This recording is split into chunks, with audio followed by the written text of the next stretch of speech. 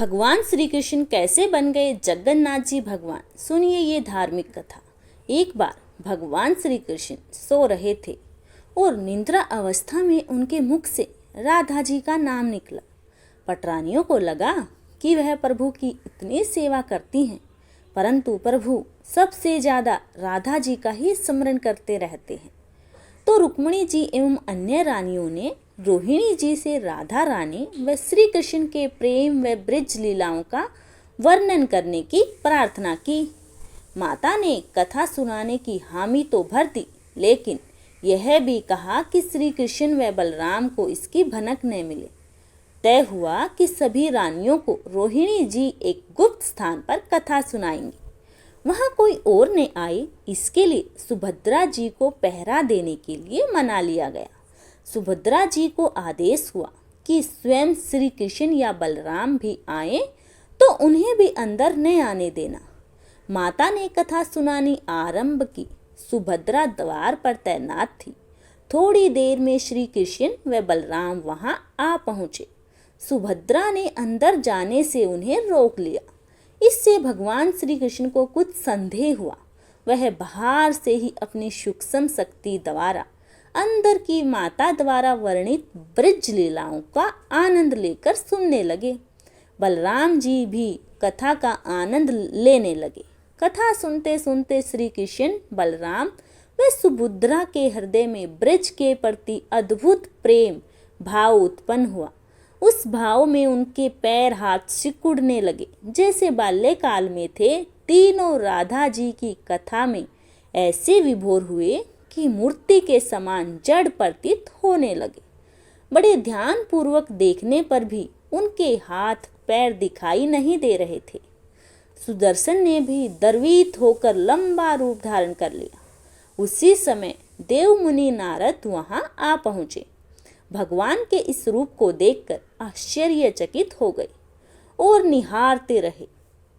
कुछ समय बाद जब निद्रा भंग हुई तो नारद जी ने प्रणाम करके भगवान श्री कृष्ण से कहा, हे प्रभु, मेरी इच्छा है कि मैंने आज जो रूप देखा है वह रूप आपके भक्त जनों को पृथ्वी लोक पर चिरकाल तक देखने को मिले। आप इस रूप में पृथ्वी पर वास करें। भगवान श्री कृष्ण नारद जी की बात से प्रसन्न हुए और उन्होंने कहा कि ऐसा ही होगा। काली काल में इसी रूप में नीलांचल क्षेत्र में अपना स्वरूप प्रकट करूंगा। कलयुग आगमन के उपरांत प्रभु की प्रेरणा से मालवराज इंद्रद्युमन ने भगवान श्री कृष्ण, बलभद्र जी और बहन सुभद्रा जी की ऐसी ही प्रतिमा जगन्नाथ मंदिर में स्थापित कराई। यह रोचक कथा आगे बढ़े। राजा इंद्रद्युमन श्रेष्ठ प्रजापालक राजा थे। प्रजा उन्हें बहुत प्रेम करती थी। प्रजा सुखी और संतुष्ट थी। राजा के मन में इच्छा थी कि वह कुछ ऐसा करे जिससे सभी उन्हें याद रखें।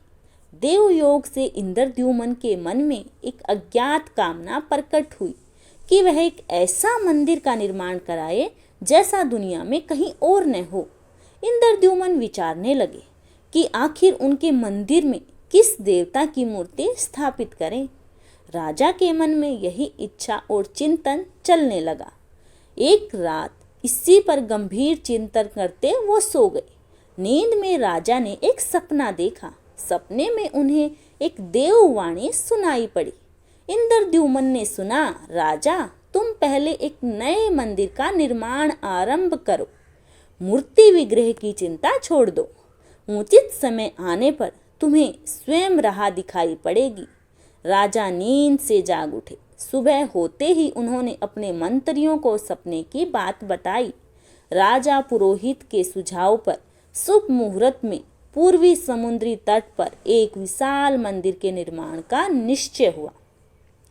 वैदिक मंत्रोच्चार के साथ मंदिर निर्माण का श्री गणेश हुआ।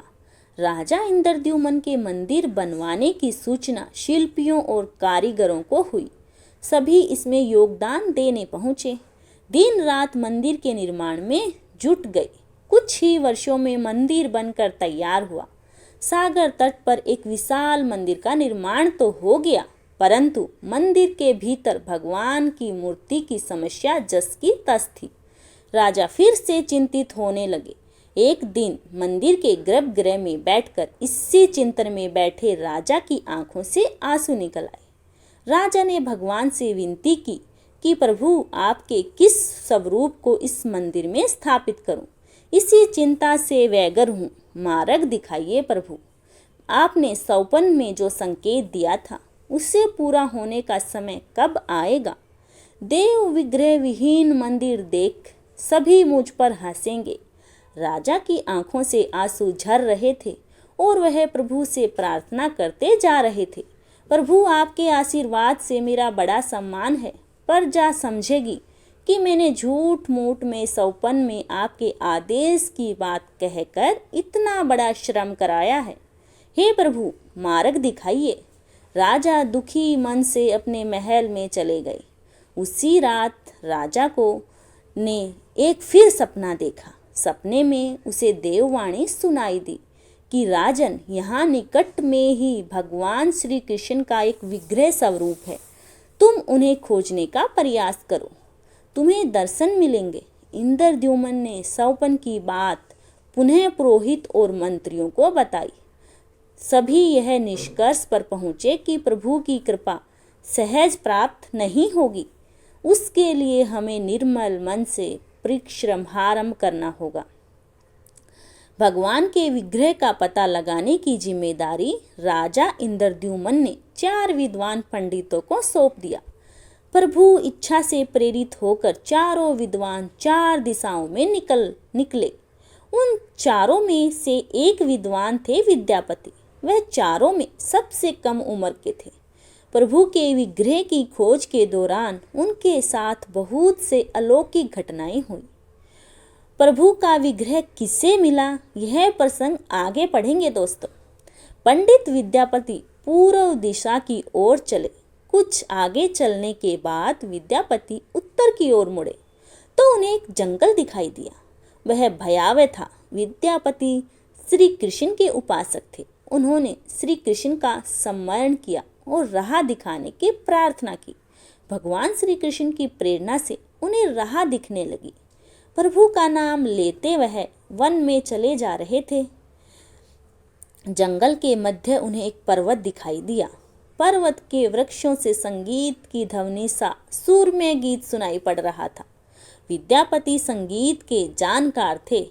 उन्हें वहाँ मृदंग, बंसी और करताल की मिश्रित ध्वनि सुनाई दे रही थी।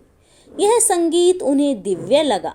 संगीत की लहरियों को खोजते विद्यापति आगे बढ़ चले। वह जल्दी ही पहाड़ी की चोटी पर पहुंच गए।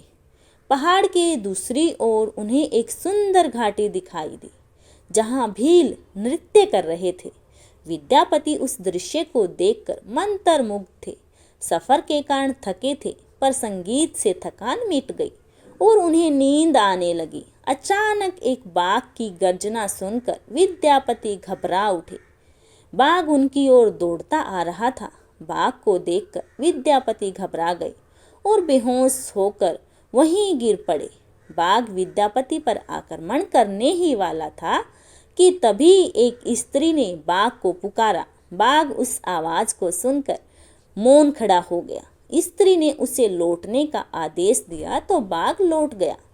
बाघ उस स्त्री के पैरों के पास ऐसे लेटने लगा जैसे कोई बिल्ली पुचकार सुनकर खेलने लगती है। युवती बाघ की पीठ को प्यार से थपथपाने लगी और बाघ स्नेह से लेटता रहा। वह स्त्री वहां मौजूद स्त्रियों में सर्वाधिक सुंदर थी। वह भीलों के राजा विश्वासु की इकलौती पुत्री ललिता थी। ललिता ने अपनी सेविकाओं को अचेत विद्यापति की देखभाल के लिए भेजा। सेविकाओं ने झरने से जल लाकर विद्यापति पर छिड़का। कुछ देर बाद विद्यापति की चेतना लौटी। उन्हें जल पिलाया गया। विद्यापति यह सब देखकर कुछ आश्चर्य में थे। ललिता विद्यापति के पास आई और पूछा, आप कौन हैं और भयानक जानवरों से भरे इस वन में आप कैसे पहुँचे? आपके आने का प्रयोजन बताइए ताकि मैं आपकी सहायता कर सकूं। विद्यापति के मन से बाघ का भय पूरी तरह नहीं गया था। ललिता ने यह बात भांप ली और उन्हें सांत्वना देते हुए कहा कि आप मेरे साथ चलें। जब आप स्वस्थ हों तब अपने लक्ष्य की ओर प्रस्थान करें। विद्यापति ललिता के पीछे पीछे उनकी बस्ती की तरफ चल दिए। विद्यापति भीलों की प्रजा विश्वासु से मिले और उन्हें अपना परिचय दिया। विश्वासु विद्यापति जैसे विद्वान से मिलकर बड़े प्रसन्न हुए। विश्वासु के अनुरोध पर विद्यापति कुछ दिन वहां अतिथि बनकर रुके। वहां भीलों को धर्म और ज्ञान का उपदेश देने लगे। उनके उपदेशों को विश्वासु तथा ललिता बड़ी रुचि के साथ सुनते। ललिता के मन में विद्यापति के लिए अनुराग पैदा हो गया।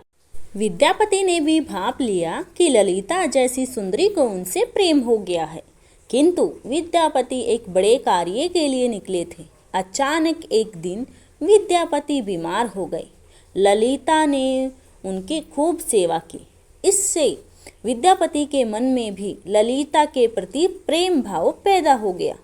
विश्वासु ने प्रस्ताव रखा कि विद्यापति ललिता से विवाह कर ले।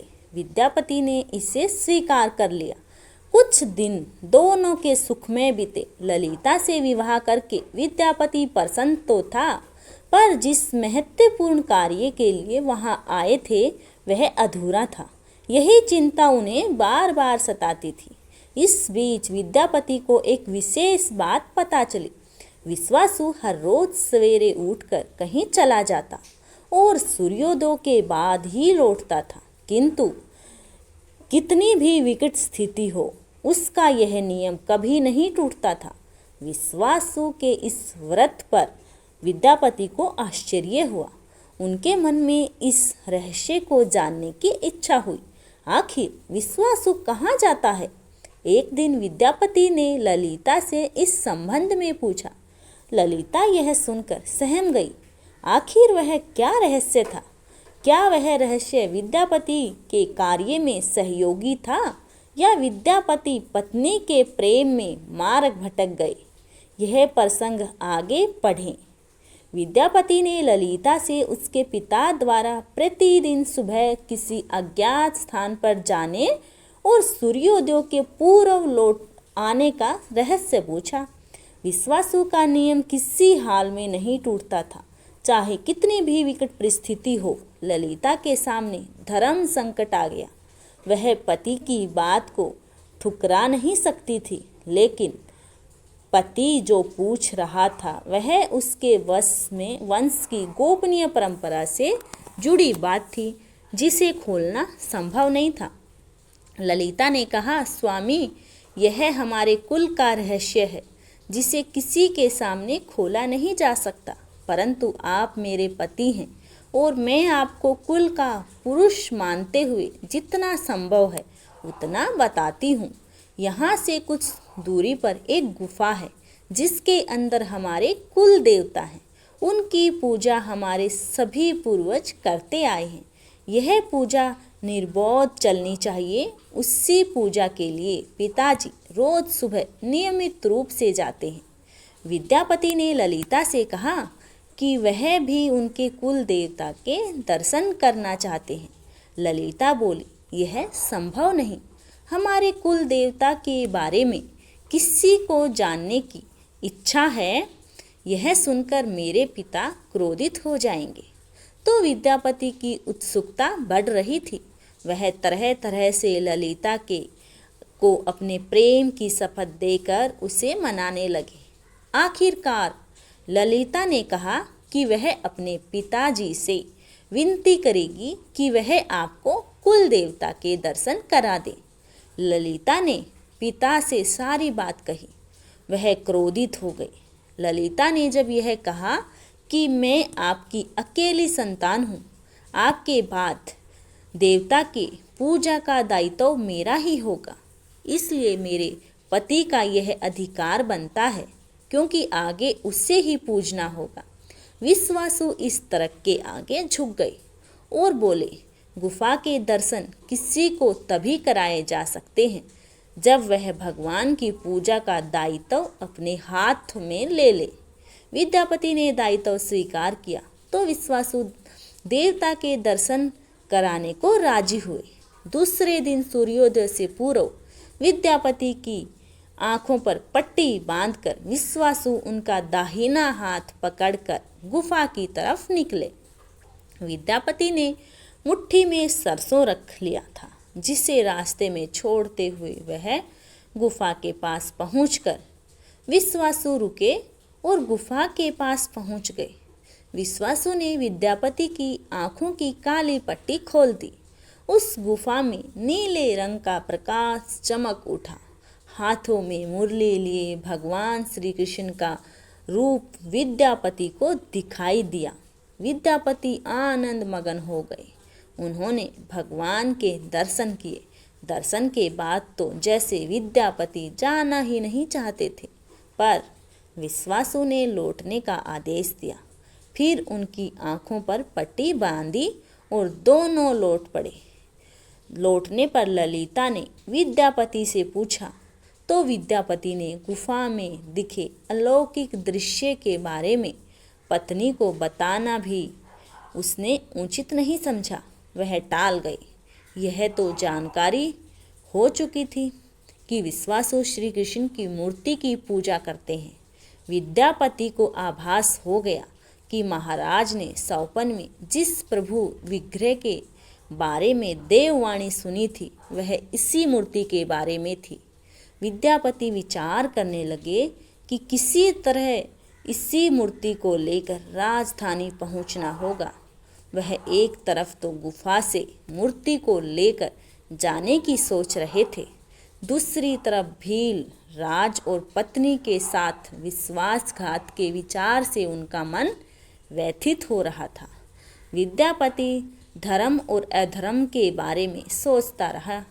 फिर विचार आया कि यदि विश्वासु ने सचमुच उस पर विश्वास किया होता तो आंखों पर पट्टी बांधकर गुफा तक नहीं ले जाता। इसलिए उसके साथ विश्वासघात का तो प्रश्न ही नहीं उठता। उसने गुफा से मूर्ति चुराने का मन बना लिया।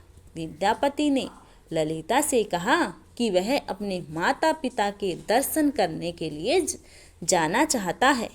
वे उसे लेकर परेशान होंगे। ललिता भी साथ चलने को तैयार हुई तो विद्यापति ने यह कहकर समझा लिया कि वह शीघ्र ही लौटेगा तो उसे लेकर जाएगा। ललिता भी मान गई। विश्वासु ने उसके लिए घोड़े का प्रबंध किया। अब तक सरसों के दानों से पौधे निकल आए थे। उनको देखता विद्यापति गुफा तक पहुंच गया। उसने भगवान की स्तुति की और क्षमा प्रार्थना के बाद उनकी मूर्ति उठाकर झोले में रख ले। शाम तक वह राजधानी पहुंच गया और सीधा राजा के पास गया। उसने दिव्य प्रतिमा राजा को सौंप दी और पूरी कहानी सुनाई। राजा ने बताया कि उसने कल एक सपना देखा कि वह सुबह सागर में एक कुंदा बहकर आएगा। उस कुंदे की नक्काशी करवाकर भगवान की मूर्ति बनवा लेना। जिसका अंश तुम्हें प्राप्त होने वाला है वह भगवान श्री विष्णु का स्वरूप होगा। तुम जिस मूर्ति को लाए हो वह भी भगवान विष्णु का अंश है। दोनों आश्वस्त थे कि उनकी तलाश पूरी हो गई। राजा ने कहा कि जब भगवान द्वारा भेजी लकड़ी से हमें इस प्रतिमा का बड़ा स्वरूप बनवा लेंगे तब तुम अपने ससुर से मिलकर उन्हें मूर्ति वापस कर देना। उनके कुल देवता का इतना बड़ा विग्रह एक भव्य मंदिर में स्थापित देखकर उन्हें खुशी ही होगी। दूसरे दिन सूर्योदय से पूर्व राजा विद्यापति तथा मंत्रियों को लेकर सागर तट पर पहुंचा। सौपन के अनुसार एक बड़ा कुंदा पानी में बहकर आ रहा था। सभी उसे देखकर प्रसन्न हुए। 10 नाव पर बैठकर राजा के सेवक उस कुंदे को खींचने पहुंचे। मोटी मोटी रस्सियों से कुंदे को बांधकर खींचा जाने लगा, लेकिन कुंदा टस से मस नहीं हुआ।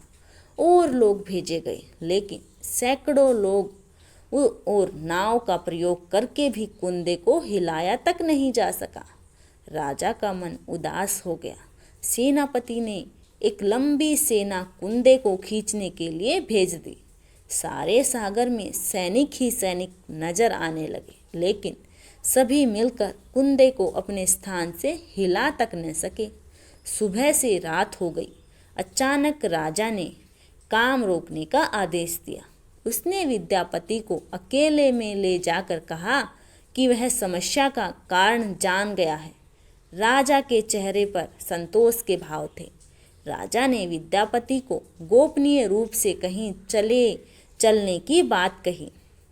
राजा इंद्रद्युम्न ने कहा कि अब भगवान का विग्रह बन जाएगा, बस एक काम करना होगा। भगवान श्री कृष्ण ने राजा को ऐसा क्या संकेत दे दिया था कि उसकी सारी परेशानी समाप्त हो गई। यह प्रसंग आगे पढ़ेंगे दोस्तों। राजा इंद्रद्युम्न को भगवान की प्रेरणा से समझ में आने लगा कि आखिर प्रभु के विग्रह के लिए जो लकड़ी का कुंदा पानी में बहकर आया है, वह हिल डुल भी क्यों नहीं रहा है। राजा ने विद्यापति को बुलाया और कहा, तुम जिस दिव्य मूर्ति को अपने साथ लाए हो, उसकी अब तक जो पूजा करता आया था, उसे तुरंत भेंट करके क्षमा मांगनी होगी। बिना उसके स्पर्श किए यह कुंदा आगे नहीं बढ़ सकेगा। राजा इंद्रद्युम्न और विद्यापति विश्वासु से मिलने पहुँचे। राजा ने पर्वत की चोटी से जंगल को देखा तो उसकी सुंदरता को देखते ही रह गया। दोनों भीलों की बस्ती की ओर चुपचाप चलते रहे। इधर विश्वासु अपने नियमित दिनचर्या के हिसाब से गुफा में अपने कुल देवता की पूजा के लिए चले। वहाँ प्रभु की मूर्ति गायब देखी तो वह समझ गए कि उनके दामाद ने यह छल किया है। विश्वासु लौटे और ललिता को सारी बात सुना दी। विश्वासु पीड़ा से भरा घर के आंगन में पछाड़ खाकर गिर गए। ललिता अपने पति द्वारा किए गए विश्वासघात से दुखी थी और स्वयं को इसका कारण मान रही थी। पिता पुत्री दिन भर विलाप करते रहे। उन दोनों ने अन्न का एक दाना भी न छुआ। अगली सुबह विश्वासु उठे और सदा की तरह अपनी दिनचर्या का पालन करते हुए गुफा की तरफ बढ़ निकले।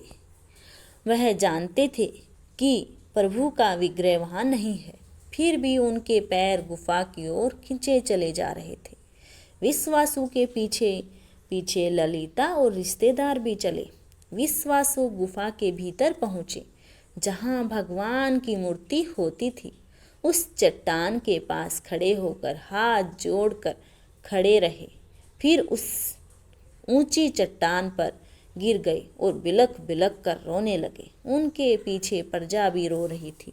एक भील युवक भागता हुआ गुफा के पास आया और बताया कि उसने महाराज और उनके साथ विद्यापति को बस्ती की ओर आते देखा है।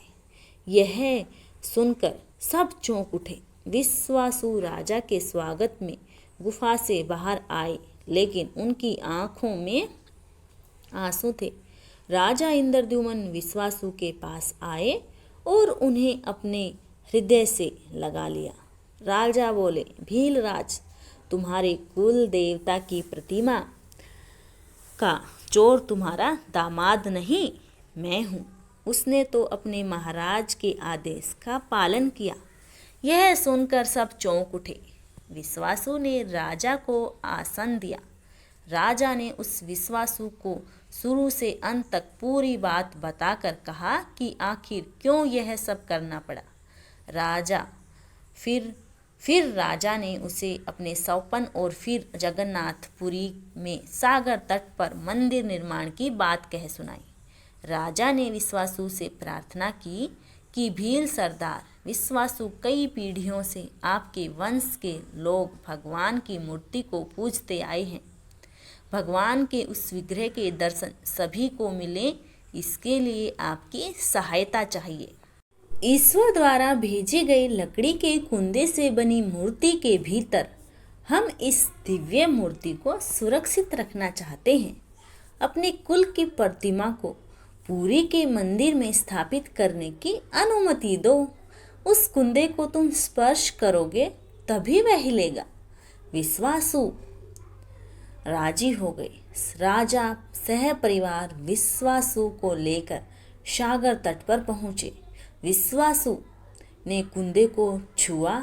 छूते ही कुंदा अपने आप तैरता हुआ किनारे पर आ लगा। राजा के सेवकों ने उस कुंदे को राजमहल में पहुंचा दिया।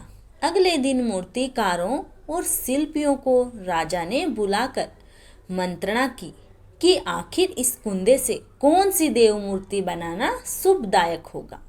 मूर्तिकारों ने कह दिया कि वे पत्थर की मूर्तियां बनाना तो जानते हैं, लेकिन लकड़ी की मूर्ति बनाने का उन्हें ज्ञान नहीं। एक नए विघ्न के पैदा होने से राजा फिर से चिंतित हो गए। उसी समय वहां एक बूढ़ा आया। उसने राजा से कहा, इस मंदिर में आप भगवान श्री कृष्ण को उनके भाई बलभद्र तथा बहन सुभद्रा के साथ विराजमान कर रहे हैं। इस देव योग का यही संकेत है। राजा को उस बूढ़े व्यक्ति की बात से सांत्वना तो मिली, लेकिन समस्या यह थी कि आखिर मूर्ति बने कैसे। उस बूढ़े ने कहा कि मैं इस कला में कुशल हूँ। मैं इस पवित्र कार्य को पूरा करूँगा और मूर्तियाँ बनाऊँगा, पर मेरी एक शर्त है। राजा प्रसन्न हो गए और उनकी शर्त पूछी। बूढ़े शिल्पी ने कहा, मैं भगवान की मूर्ति निर्माण का काम एकांत में करूँगा। मैं यह काम बंद कमरे में करूँगा। कार्य पूरा करने के बाद मैं स्वयं दरवाज़ा खोलकर बाहर आऊँगा। इस बीच कोई मुझे नहीं बुलाएगा। राजा सहमत तो थे, लेकिन उन्हें एक चिंता हुई और बोले, यदि कोई आपके पास नहीं आएगा तो ऐसी हालत में खाने पीने की व्यवस्था कैसे होगी। शिल्पी ने कहा, जब तक मेरा काम पूर्ण नहीं होता मैं कुछ खाता पीता नहीं हूँ। राज मंदिर के एक विशाल कक्ष में उस बूढ़े शिल्पी ने स्वयं को 21 दिन के लिए बंद कर लिया और काम शुरू कर दिया। भीतर से आवाजें आती थी। महारानी गुंडचा देवी दरवाजे से कान लगाकर अक्सर छेनी हथौड़े के चलने की आवाजें सुना करती थी। महारानी रोज की तरह कमरे के दरवाजे से कान लगाए खड़ी थी। 15 दिन बीते थे कि उन्हें कमरे से आवाज सुनाई पड़नी बंद हो गई। जब मूर्तिकार के काम करने की कोई आवाज न मिली तो रानी चिंतित हो गई। उन्हें लगा कि वृद्ध आदमी है, खाता पीता भी नहीं, कहीं उसके हाथ साथ कुछ अनिष्ट न हो गया हो। व्याकुल होकर रानी ने दरवाजे को धक्का देकर खोला और भीतर झांक कर देखा। महारानी गुंडीचा देवी ने इस तरह मूर्तिकार को दिया हुआ वचन भंग कर दिया था। मूर्तिकार अभी मूर्तियां बना रहा था, परंतु रानी को देखते ही वह अदृश्य हो गए। मूर्ति निर्माण का कार्य अभी तक पूरा नहीं हुआ था। हाथ पैर का निर्माण पूर्ण नहीं हुआ था। वृद्ध शिल्पकार के रूप में स्वयं देवताओं के शिल्पी भगवान विश्वकर्मा आए थे। उनके अदृश्य होते ही मूर्तियां अधूरी ही रह गई। इसी कारण आज भी यह मूर्तियां वैसी ही हैं। उन प्रतिमाओं को ही मंदिर में स्थापित कराया गया है।